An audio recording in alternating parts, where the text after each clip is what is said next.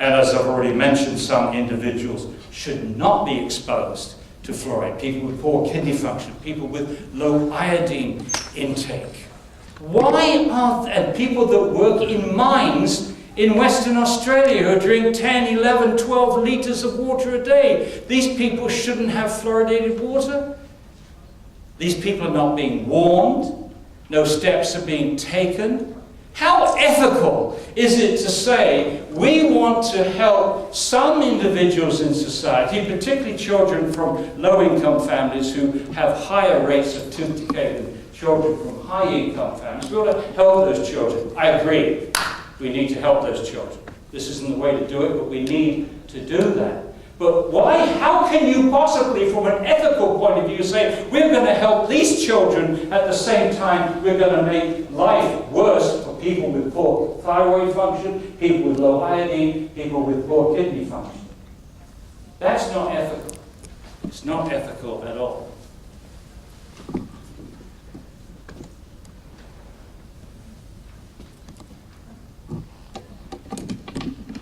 No agency accepts responsibility for harm if and when it is demonstrated. Who has the liability for this? We will only find out when the lawsuits begin to happen. The health agencies in the fluoridated countries are doing a lousy job of doing even the most basic studies, most basic health studies. And what is happening now, most scientists in the world are having to rely on studies done in countries like India and China, Iran, Mexico, where they have high natural levels of fluoride, where they are trying to get the fluoride out of the water, and they are genuinely interested in doing some science to find what levels actually cause harm. That's where the science is being done. It's not being done in the fluoridated countries. And so the conclusion that you come to is very, very disturbing. It does not make me happy to say this. The evidence is that in Australia, as it is in New Zealand, as it is in England, as it is in Ireland, as it is in Canada, as it is in the United States, it's more important for our health agencies to protect this policy of fluoridation, for whatever reason, than to protect the health of their communities.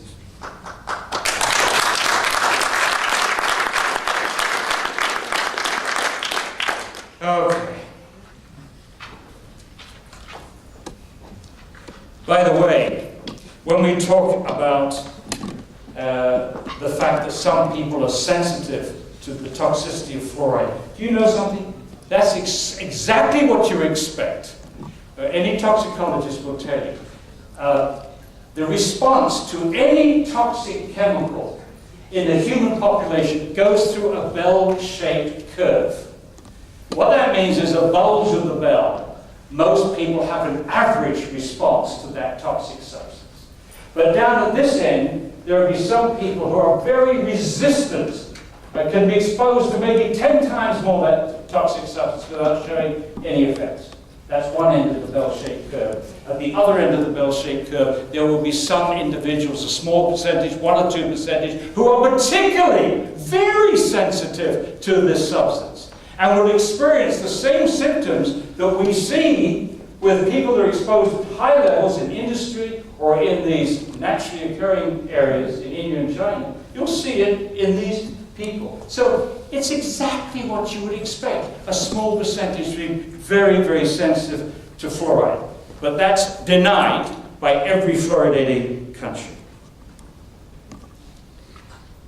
And there's another shocking bit of irresponsibility here. And that is, we've known since the very beginning, the severity of dental fluorosis, which is a mottling of discoloration of the teeth, which is only caused by fluoride. That's why it's called dental fluorosis. It means poisoning by fluoride of the teeth, dental fluorosis.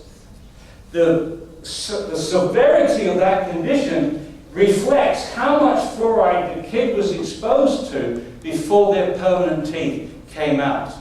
And if you're an epidemiologist, it's a wonderful tool in epidemiology to have a biomarker of fluoride exposure, which is non-invasive. You can just look in the kid's mouth, see the severity of dental fluorosis, then see how various childhood complaints, etc., early onset of puberty, lowering of IQ, bone fractures in children, etc., see how they relate in your population to the severity of dental fluorosis. Never done it. Never been done in Australia. Never used the severity of dental fluorosis to indicate if there's any relationship to any childhood complaint.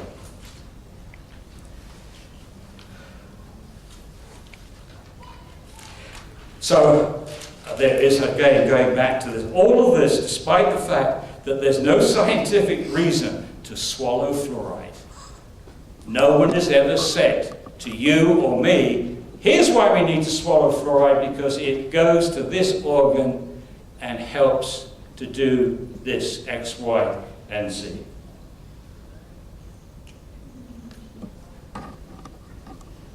And you're probably now wondering, well, what about the teeth? Well, what they've admitted, and I'll come to this in a moment, what they've admitted to is that the major benefit of fluoride is topical.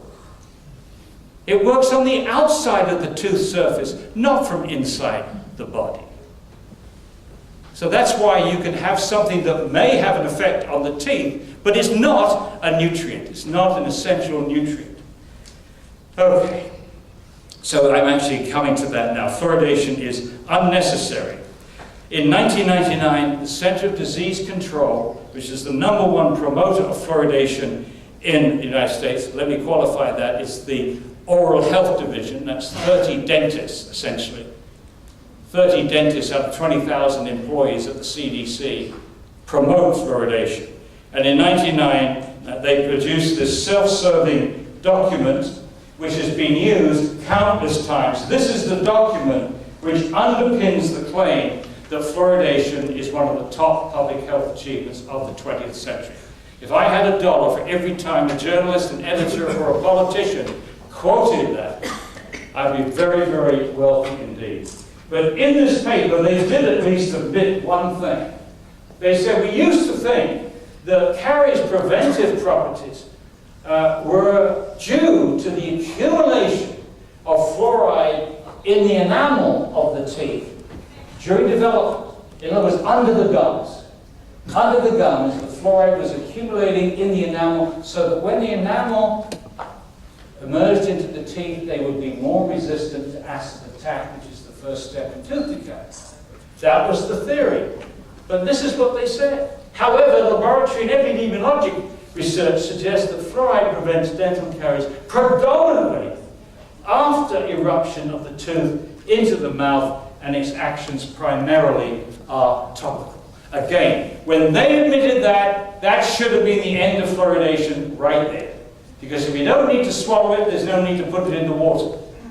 And when you've got fluoridated toothpaste, universally available, designed to brush directly onto the surface of the teeth at a much higher concentration that you're ever going to get from water, then this is a sheer nonsense. But again, it underlines the fact that they're protecting this policy and not us. I've said that. And I've said this. Why swallow fluoride and expose every tissue of the body, including the baby's brain, to a toxic substance when you can brush it on your teeth and spit it out? And why put it in the drinking water and force it on people that don't want it? In other words, in 1999, they had the solution to the medical problems caused by fluoride and the ethical problems of fluoridation. Right there, they could have just switched to topical treatment as being the #1 thing that they could promote. And we'll see later, this is exactly what Scotland has done. Fluoridation is unsafe. There are many biological processes that are harmed by fluoride. I would go as far as to say that biology is incompatible with fluoride. It's very difficult for very delicate biological mechanisms to exist side by side with the fluoride ion, and I suspect that's why it's not in mother's milk. Fluoride inhibits enzymes, it switches on G proteins, and does many, many other things besides. Now, bottle-fed babies in fluoridated communities are exceeding the EPA's safe reference dose. So that's what the EPA determined. The safe reference dose is 0.06 milligrams per kilogram body weight per day. When you're getting down to a dose which you say is safe, and you want to apply that to the whole population, you've got to take body weight into account, because it's the same dose. It's going to be far more harmful for a baby or a young person than an old person. So we normalize it by dividing by the adult's body weight. So you find the safe dose for an adult, then you divide by the weight of the adult to get the dosage that you can apply to the whole population. So that's the safe dose. Now, in 2006, we had this very important report from the National Research Council, 2006. This is the council that I testified before in 2003. It was a remarkable event, this National Research Council, because this was the first time in history that a truly balanced panel looked at this issue of fluoride toxicity. They had pro-fluoridation people, 3, they had anti-fluoridation, 3, and they had 6 who hadn't declared their position. So a balanced panel. They expected to take 1 year to review the literature on fluoride toxicology. It took them 3.5 years, and eventually this came out.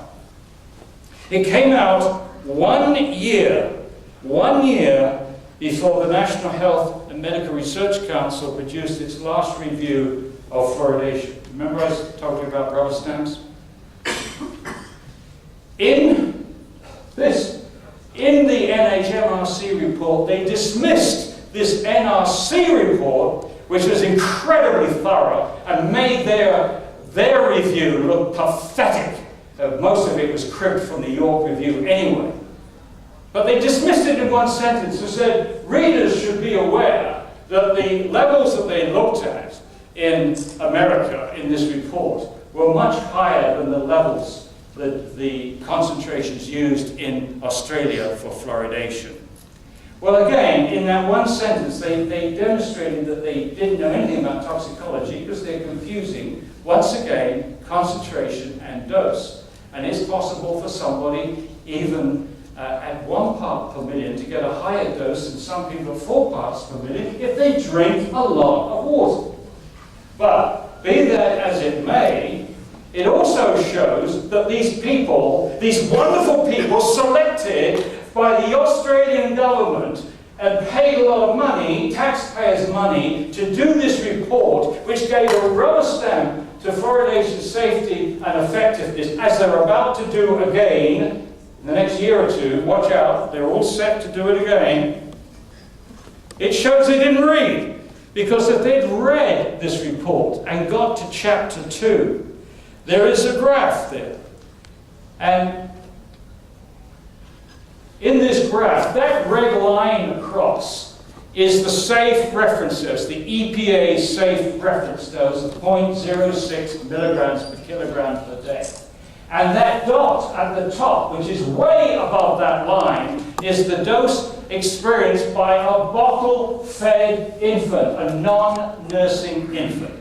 So if they'd actually read the report, it said, a bottle-fed infant in a fluoridated community of 1 part per million is exceeding the EPA safe reference dose. How can you then turn around and say this is not relevant for Australia?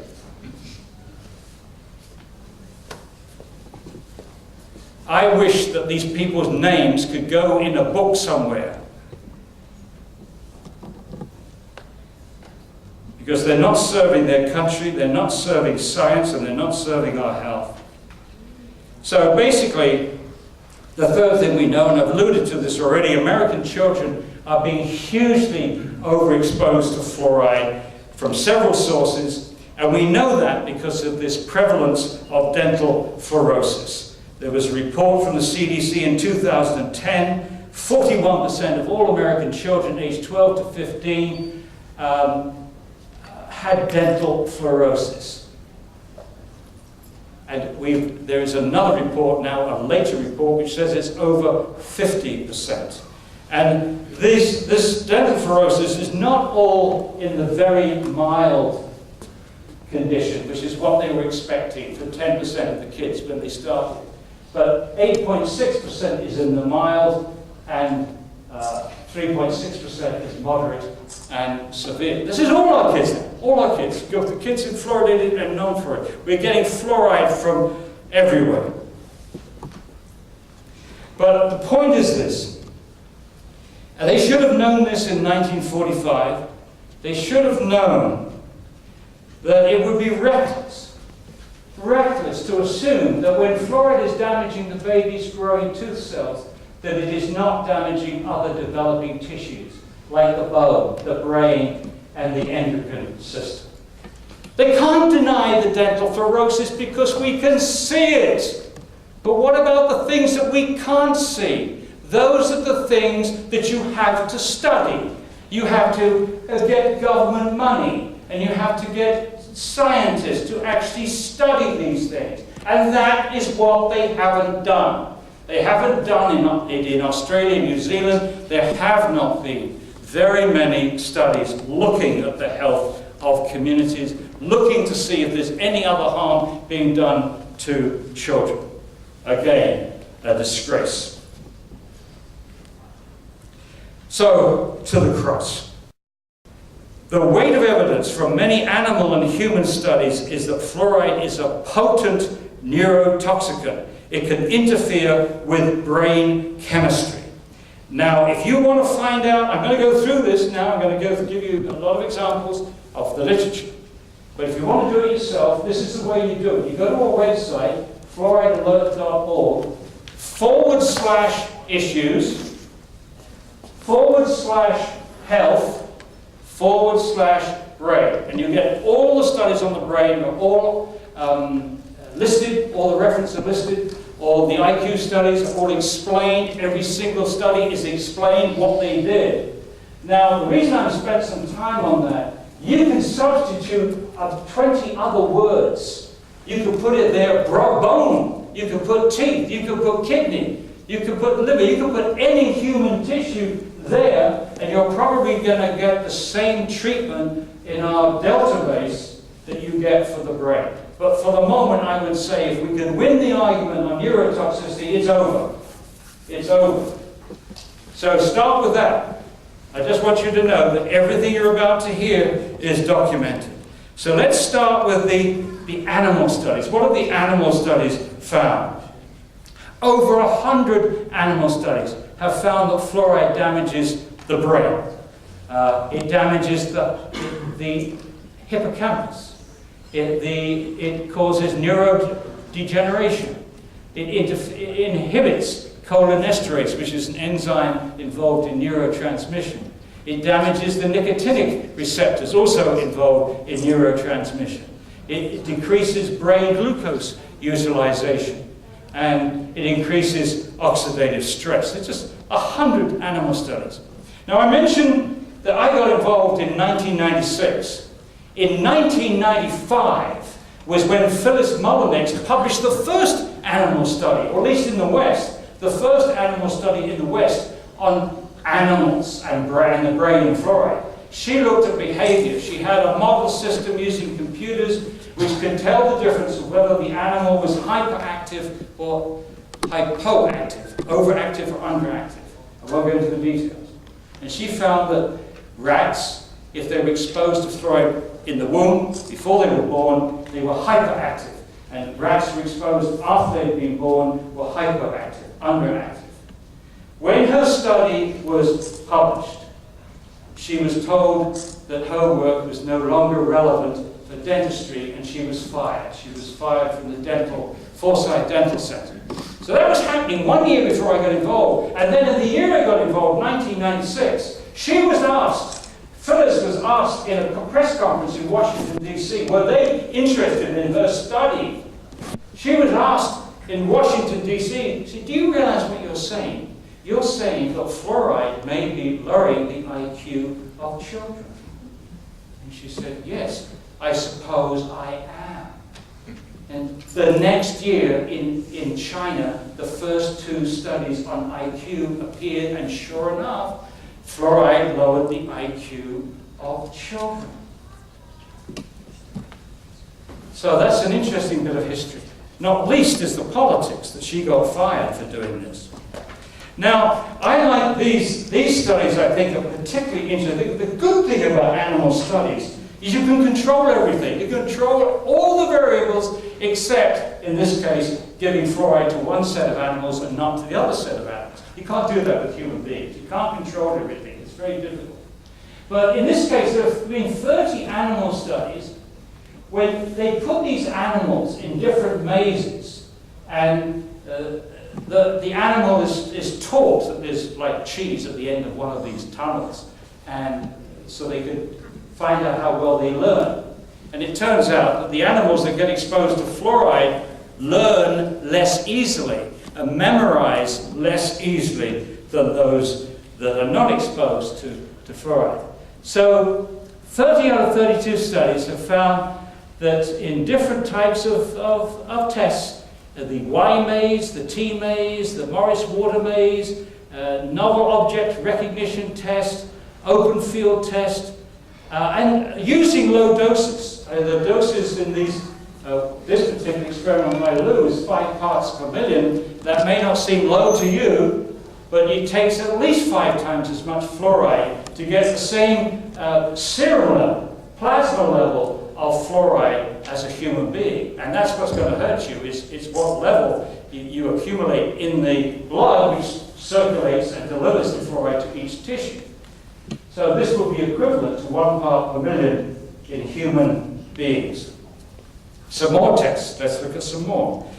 They've got some interesting tests for young children. This is not IQ tests. These are very interesting. I never heard of this. My son was the one that taught me this. This one test, the Ray-Ostrich complex figure test. So, okay, so you've got this figure with all these elements in it. They present it to a young child. These are young children, and they say, copy this. So with this in front of them, the kid tries to make a copy. That's the first step. The second step is to remove the picture and say, draw it from memory. And it turns out that the children, or I better go to the official thing, the children who were given fluoride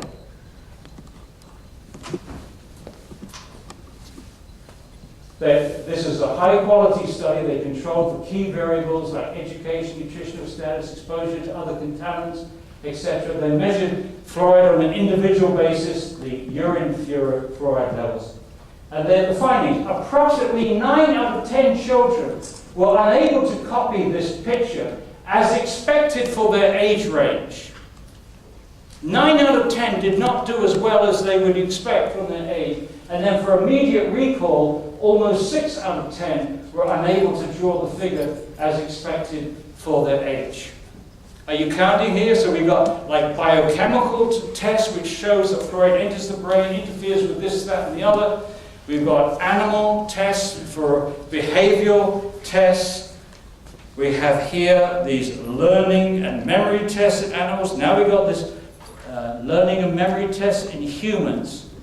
And so now we're ready for the IQ studies. The current tally. Right now, there have been 50 IQ studies. 43 of them have found an association between fairly modest exposure to fluoride and lowered IQ. And these studies have been done largely in China, some in India, some in Mexico, and some in Iran. And here's a shocker. 19 of these studies, the fluoride water concentration was less than 4 parts per million, which is the EPA's safe drinking water standard. So when they say that these Chinese studies are not relevant to fluoridated communities, look at that. It's less than our so-called safety standard. I'm going to come back to that safety standard because the NRC recommended that that should be lowered in 2006. And here we are in 2015, and they still haven't lowered that so-called safe standard. But more about that in a moment, because that's another place where politics collides with science. Now, the public first became aware of these IQ studies in a big way when this review, a meta-analysis, sorry about that, there should be MET, meta-analysis of IQ studies. They took 27 of these studies, I think 25 of them were from China, 2 were from Iran, and they put them into one box, because they all had the same methodology. They compared the IQs of 2 communities, one with high fluoride, one with low fluoride. And what did they find? Of the 27 studies,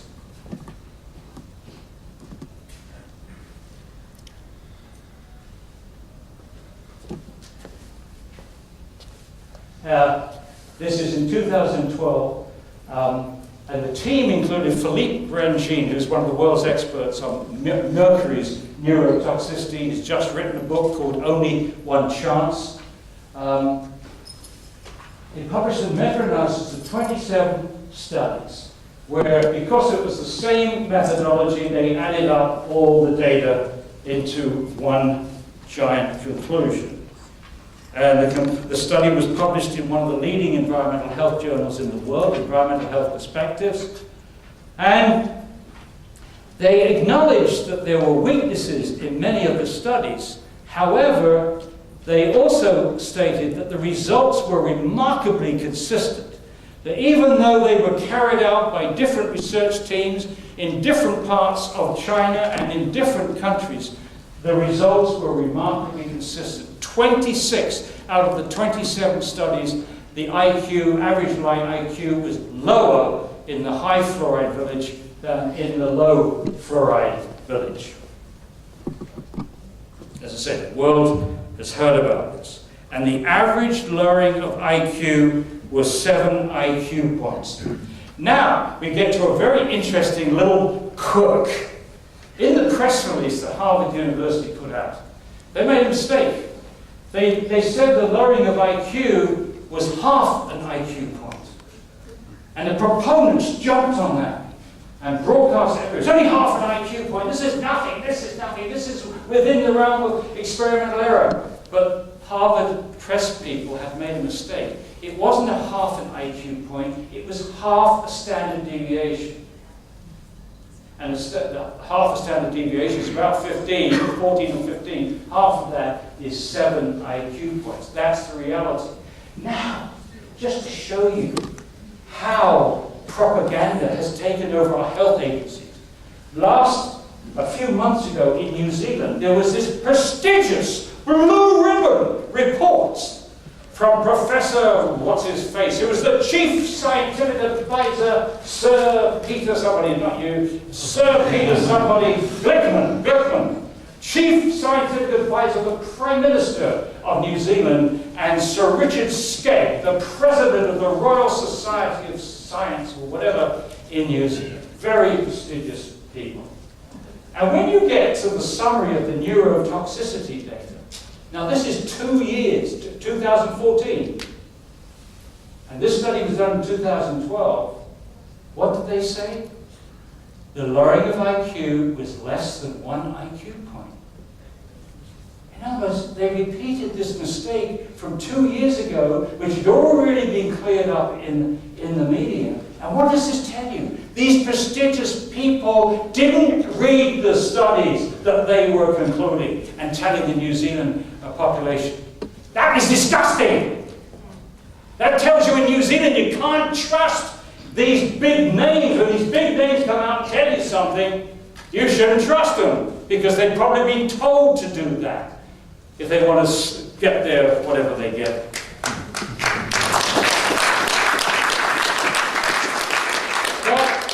Fascinating. Now, the other thing that the promoters said, they said, oh, there were methodological weaknesses. I agreed, but some of the studies were pretty strong. They weren't all weak. But the other thing they said is the concentrations in the high fluoride villages were very high and irrelevant to water fluoridation. So why are we going on about this? Okay, let's have a look at the 27 studies. Actually 20 of them, because about 6 or 7 of them were either done with coal or they didn't report the data. But there are the concentrations in the high fluoride villages. Look at them. 4.55, 0.88, 2.17, 1.8, 2.97, 2.11. Now what did the promoters do? They said, oh, these concentrations went up to 11 parts per million. They picked out two studies in which the range, in this one, 3.8 to 11.5, that one 2 to 11, and they took these out as if this was typical of those studies. Well, how typical are those numbers in this study? And if you've got a range, what you should be looking at is the mean. The mean of that is 7.65, the mean of that one is 6.5. But there's another thing here. If you're a toxicologist and you're presented with a lot of studies, and you're trying to determine whether they're relevant to the human population or not, or your population, what do you look for? Do you pull out the highest numbers, the highest doses, and say, we don't have to worry about this because it went up this high dose? Or do you look for the lowest doses that cause harm? If your job is to protect the whole population, you have to go for the lowest dose. And that's standard. The lowest observable adverse effect level. It's a basic thing that you look for. So here is more evidence that the people that are making the rules on this toxic substance have no idea of toxicology. They don't know the difference between concentration and dose, and now it's clear they have no idea of how you go about risk assessment.